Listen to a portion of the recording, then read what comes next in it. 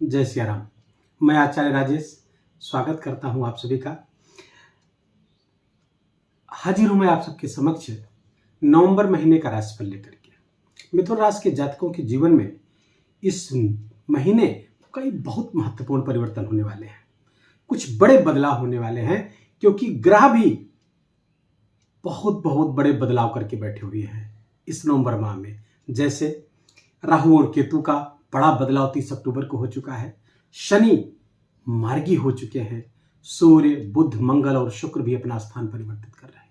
ये सारे ग्रह मिलकर के मिथुन राशि के जातकों के जीवन में उनके कैरियर, उनके प्रेम, प्यार, धन, स्वास्थ्य, व्यापार, व्यवसाय सब के बारे में विस्तार से चर्चा करेंगे।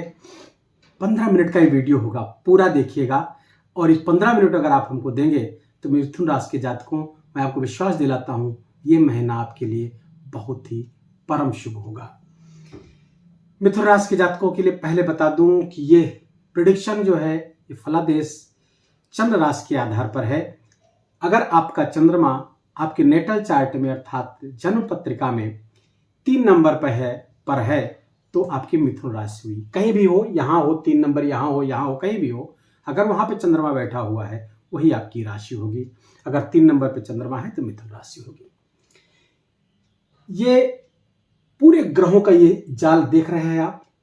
इसमें कुछ ग्रह आपको 2 बार दिख रहे हैं। सूर्य बुध 2 बार, यहां सूर्य बुध 2 बार, शुक्र यहां पे एक बार यहां पे। ये क्या है, ये पूरा माजरा समझते हैं। पहले एक ओवरव्यू डालते हैं।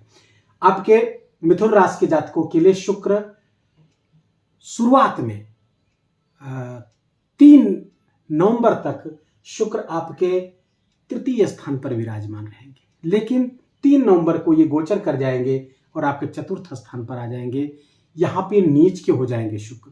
साथ में केतु के साथ युति बन रही है। इसके रिजल्ट पे हम बाद में आते हैं। पहले आप समझ लीजिए कौन ग्रह कहां बैठा हुआ। सूर्य, बुध और मंगल आपके पंचम स्थान पर बैठे हुए, जहां सूर्य 17 नवंबर तक, बुध 6 नवंबर तक और मंगल 16 नवंबर तक यहां रहेंगे। 17 नवंबर को सूर्य आपके 6ठे स्थान पर गोचर कर जाएंगे। मंगल 16 नवंबर को गोचर कर जाएंगे और सबसे पहले उसमें 6 नवंबर को बुध गोचर करके आपके 6ठे स्थान पर चले जाएंगे। 2 भाव ये खाली रहेंगे, सप्तम और अष्टम, और 9 भाव पे बहुत खूबसूरत योग बना करके शनिदेव बैठे हुए हैं।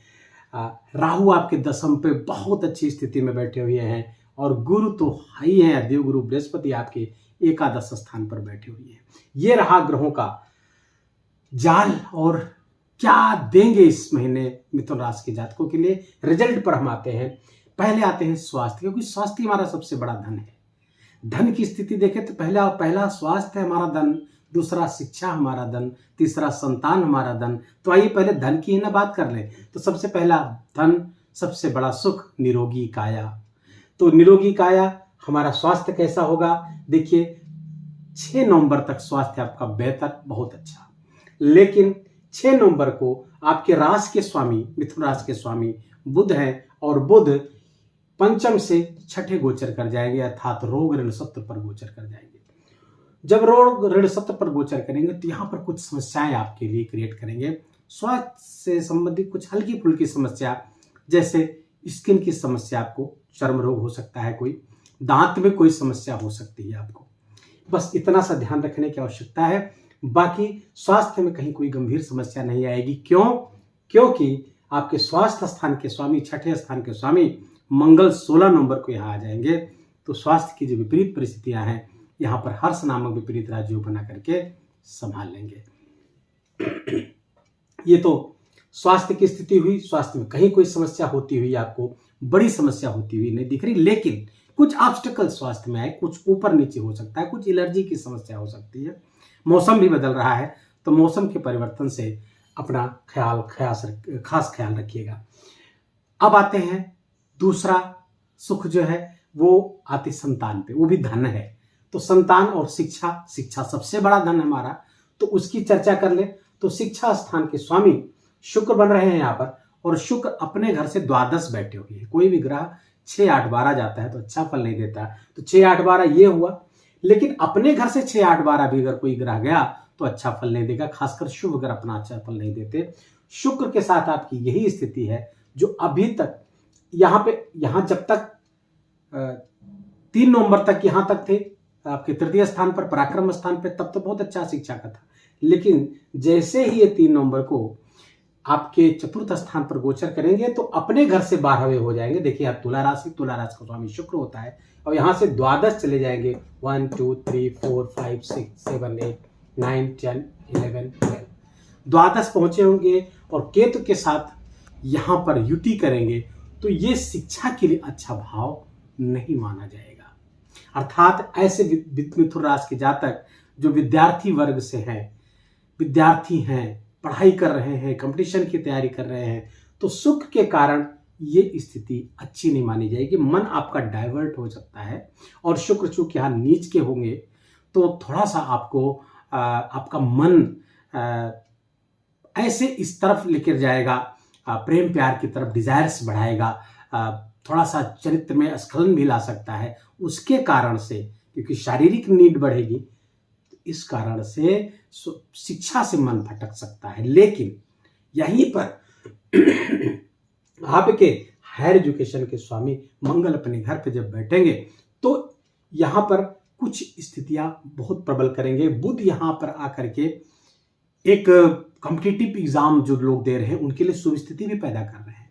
तो हमारा कहने का अर्थ है कि अगर ये भटकाव ना हुआ, शुक्र का भटकाव नहीं हुआ, मन आपका भटका नहीं, सही दिशा में लगा रहा, तो इस बीच आप परीक्षाओं में सफल भी हो सकते हैं, कुछ बड़ी परीक्षा आप क्रैक कर सकते हैं।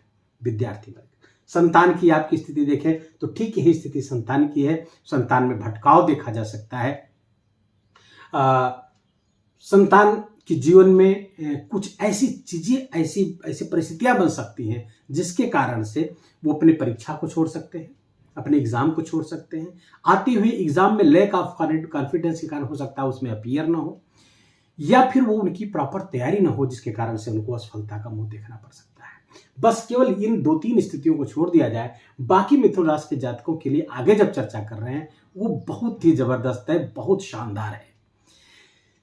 शिक्षा, स्वास्थ्य, संतान हो गया। अब आते हैं आपके धन की स्थिति, भाग्य की स्थिति, करियर की स्थिति को लेकर के। देखिए भाग्य स्थान के स्वामी हुए शनि, और शनि इस समय आपके 9वें स्थान पर 4 नवंबर से मार्गी हो जाएंगे। और शनि जैसे ही मार्गी होंगे आपके 9वें स्थान अर्थात मूल त्रिकोण का स्वामी मूल त्रिकोण में और बड़ी मूल त्रिकोण राशि कुंभ राशि पर भी बैठेगा। तो अगर पहले तो सौभाग्यशाली योग था, लेकिन जब उसकी अपनी मूल त्रिकोण राशि में बैठ गए और मार्गी हो गए तो परम सौभाग्यशाली योग यहां पर शनिदेव बनाते हुए दिख रहे हैं। और शनिदेव का ये आशीर्वाद आपको इसी महीने नहीं, ये लगातार 8 महीने प्राप्त होगा। वीडियो आपने जरूर देखा होगा जो मैंने शनिदेव के गोचर पे बनाया, जो मार्गी नहीं देखे तो उसको जाकर के देख लीजिएगा। तो शनि यहां परम सौभाग्यशाली योग बनाएंगे, जिसके कारण से जो भाग्य की कमी आप महसूस कर रहे थे, आपके कार्य में जो बार बार निराशा आ रही थी, काम बनते बनते बिगड़ रहे थे, अब वो काम भाग्य से बनते हुए कदम कदम पर भाग्य का साथ। और ये स्थान धर्म का भी है, रिलीजन का भी, तो धर्म का भी साथ, धार्मिक क्रियाओं में आपकी अभिरुचि बढ़ेगी, धार्मिक अनुष्ठानों में आपकी अभिरुचि बढ़ेगी, उसमें आप शिरकत करेंगे, उसमें भाग लेंगे। और कुछ धार्मिक यात्राएं भी ये शनि कराता हुआ दिख रहा है। बाकी शनि यहाँ पर पितृ स्थान के भी स्वामी है, 9वां स्थान पितृ स्थान है, तो पिता के स्वास्थ्य में काफी आपके सुधार देखने को मिल सकता है। यदि वो अस्वस्थ थे, पिता का सुख सहयोग आपका यहाँ पड़ेगा। अब ये शनि आपके भाग्य के लिए तो अच्छा हो गया, लेकिन इसकी तीसरी दृष्टि गुरु पर पड़ रही, तो गुरु के घर पे देखेंगे, गुरु जहां बैठा वहां देखेंगे तो वहां पे कुछ गड़बड़ नहीं करेंगे। हाँ, थोड़ा सा डिले करा सकते हैं। आपके जो प्रॉफिट्स हैं, आपके डिजायर्स हैं, उसको पूरा होने में थोड़ा विलंब करवा सकते हैं। जैसे कोई चीज कल मिलने वाली थी, पता चला आपको सूचना मिली कि नहीं ये परसों मिलेगी, बस इतना करवाएंगे। शनि थोड़ा सा डिले करा सकते हैं। शनि की यहाँ से 7वीं दृष्टि अपने शत्रु स्थान पर पड़ेगी। 3 नवंबर तक शुक्र और शनि सप्तक योग बनाकर बैठे, एक राजयोग था, तो ये लगातार तो अच्छा था, लेकिन शुक्र यहाँ से जब हट जाएंगे और शनि की यहाँ दृष्टि पड़ेगी तो अपने घर से देखेंगे, बहुत बुरा नहीं करेंगे, लेकिन थोड़ा सा छोटे भाई बहनों के जीवन में समस्याएं आ सकती हैं, इसका थोड़ा ख्याल रखिए। उनके साथ संबंध में कुछ समस्या आ सकती है, कुछ मनमुटाव पैदा हो सकता है, तो उस पर थोड़ा सा फोकस्ड रहेंगे तो वो भी बच जाएगा। अपनी आपसी समझ, थोड़ा सा अपने विवेक का इस्तेमाल करेंगे तो ये चीजें ठीक हो जाएंगी। उनका भी पॉइंट ऑफ व्यू समझने का कोशिश करें क्या वो कहना चाह रहे हैं। आगे हम चर्चा करते हैं। शुक्र हो गए, शनि हो गए, भाग्य की स्थिति। अब कैरियर की स्थिति देखते हैं। कैरियर के स्थान पर राहु बैठे हुए हैं। एक ज्योतिष में एक वाक्य कहा जाता है, जिसके राहु 10 में दुनिया उसके बस में। तो ये राहु बहुत जबरदस्त लाभ दे रहा है। मिथुन राशि के ऐसे जातक जो पॉलिटिक्स से जुड़े हुए हैं, राजनीति से जुड़े हुए हैं, उनको कोई बड़ा पद प्राप्त हो सकता है। राजनीति में सफलता की ओर ये दिखा रहा है। यहां पर आपके कर्म स्थान के स्वामी, कैरियर स्थान के स्वामी गुरु बन रहे हैं। और गुरु हैं आपके एकादश स्थान पर बैठ के। एकादश स्थान पर बैठेंगे तो लाभ मार्ग, राज्य पक्ष से लाभ मार्ग होता हुआ दिख रहा है। कर्म से लाभ, कर्म से आप सोर्स ऑफ इनकम जनरेट करेंगे, सोर्स ऑफ इनकम आपके बढ़ेंगे। और गुरुदेव वहां पर, क्योंकि देवगुरु बृहस्पति विराजमान है, और यहां से बैठ करके देखिए, बहुत आसान है समझना ज्योतिष को। यहां पर बैठ करके 5वीं दृष्टि आपके पुरुषार्थ और पराक्रम पर पड़ रही है। तो आपके पुरुषार्थ और पराक्रम में गुरु की जब दृष्टि बढ़ेगी अमृत बढ़ी, तो ये जब आपका पराक्रम बढ़ेगा, पुरुषार्थ बढ़ेगा और सात्विक वृत्ति बढ़ेगी, तो आपके लाभ मार्ग प्रशस्त होंगे। कैरियर आपका अच्छा होगा। आप जहां पे काम करते हैं, चाहे सरकारी नौकरी में हो, आप प्राइवेट नौकरी में हो, किसी फर्म में काम करते हैं, वहां पर आप बहुत अच्छा करने लगेंगे और आय में वृद्धि के कई योग होते हुए दिख रहे हैं।